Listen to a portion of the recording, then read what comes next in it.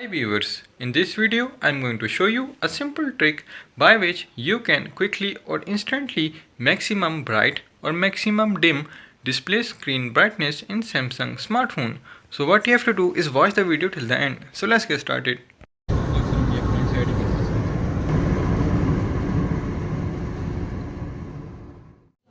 So viewers, what you have to do is swipe down from the top of your Samsung smartphone screen. And then what you have to do is bring this slider to its lowest position. And then what you have to do is tap on this checkbox. And then what you have to do is again tap on it.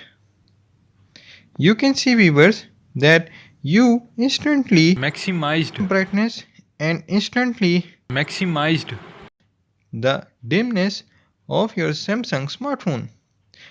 So viewers, like this you can quickly or instantly maximize brightness or maximize dimness of display screen brightness of your Samsung smartphone.